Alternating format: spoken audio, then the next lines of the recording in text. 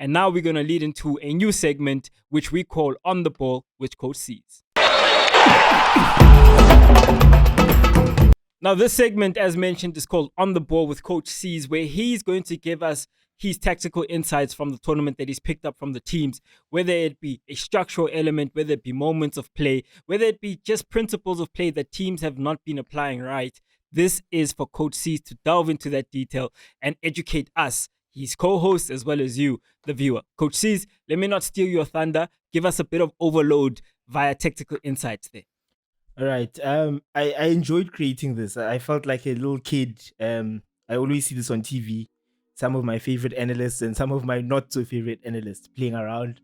So yeah, anyway, I mean, back to the thick of things. I think Mtobisi mentioned on our review show that it's been a low scoring tournament. And I think in a low scoring tournament, it's important that you work and focus on your set pieces. Something which is often neglected by teams and coaches, even as fans. We don't really care about corners and throw-ins. So I just want us to go through that because it kind of contributes to about 30% of goals scored and conceded. So I've just got a few pictures and then a few illustrations that I want us to go through. The first one is from the Zimbabwe and Senegal game.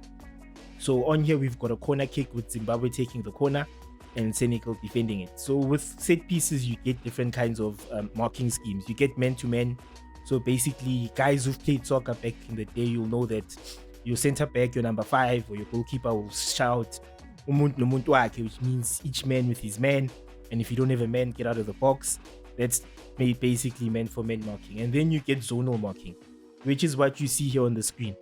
So what I've highlighted is that the Senegal players, you've got obviously a guy who's defending the near post, and then you've got the guys who are defending the zone inside the 6-yard area, and then you've got a guy defending just this zone here in front of the 18-yard area, probably also just to make sure he can deal with the short corner, and then a guy defending the zone just outside the box, but mostly just to deal with this guy outside the box. The deficiencies of this kind of marking scheme is that usually if you don't score from the first phase of the set piece, then the ball usually drops in this zone on the far left that we've highlighted, or drops into the zone here just outside the box. So I think Senegal haven't necessarily managed that zone very well set piece wise. But adversely as well, if you look at Zimbabwe, it's to say, because you've got now all your guys in the box, the danger is that if the ball breaks, do you have enough guys also controlling that zone? So if you look at the second picture, what happens after the set piece is that Senegal win the corner kick and they break. All of a sudden now it's, as we've highlighted, a 3v4 with 3 Senegal players attacking and 4 Zimbabwe players defending. It's now turned into a counter-attack just because they didn't manage all the other spaces. Their focus was on the box. A second illustration that we're going to show, this is Senegal's corner kick. We're not going to obviously show the drawings, but it's Senegal's corner kick. And Zimbabwe have a similar marking scheme. They've got guys on the line. They've got a zone which is protecting the small box. But as you can see, the areas that we highlighted in the previous picture, no one's really marking those areas. So you're not controlling the box for a second phase of a set piece, and you're not also managing if a counter attack happens. I thought a team that managed their set pieces really well was Equatorial Guinea against Ivory Coast. So in terms of attacking, Equatorial Guinea is the red side, and then defending would be Ivory Coast. Ivory Coast went for mixed marking. So they went for zonal and man-to-man. So you've got guys which are highlighted in the red, the guy in the near post, and obviously these 3 here, which are protecting the zone in the 6-yard box.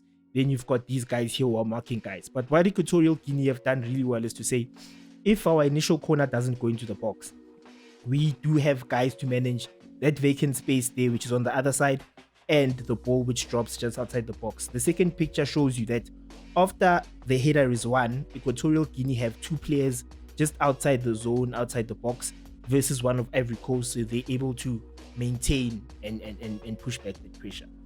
I think the last trend that I want to push on is a lot of teams I noticed were playing a 4-1-4-1 formation. So just as a setup, just before the game starts, it's a kickoff. You've got Senegal in the white and Zimbabwe in the yellow. And you can see that there are players in the middle of the defense and the midfield line. those players are there to protect that space for something we call the second ball. Because as the tournament progresses, you're gonna see a lot of teams as they defend, they kick the ball long, or as they build up, they kick the ball long. The center back or the striker compete for that ball, and then it lands in that space. This is just an illustration to show you of the shape that Zimbabwe have, having guys inside that zone to protect it. But what I want to highlight on is the game against Nigeria and Egypt. So you've got obviously the back four of Egypt, which is a back five with the winger helping out there. They obviously the last line of defense, which is confronting Nigeria's attacking line. Then because Egypt decided not to play a guy in that hole, you can see that their offensive line is obviously the midfield line rather is obviously the next line. Then this big hole that we've highlighted in the black grayish color is that space where usually the one or the two would be there. And if you don't manage that space well, the next illustration shows you that after Egypt defend the first ball, it then lands into that space.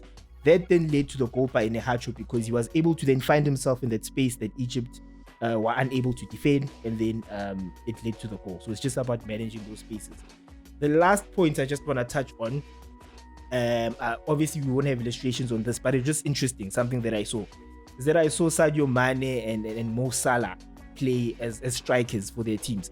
I think in my opinion, they were wasted because, they're high scoring players for their club side, Liverpool, and they both start out wide. So I don't know what you gents think about that in terms of was it good use of them by the coaches? Could they have employed something else? But I think in my opinion, they were crowded out. They didn't have space to play. Yes, the idea was to have them closer to goal, but I just think there's better ways to utilize those players to get them behind the defensive line or in front of the defensive line, ball to feet, rather than just isolating them against big African boys who like a physical duel. I don't think you get the best out of Mo Salah and Sadio Mane. I think, yeah, that's that, Bonolo. Thank you for coming to my TED Talk.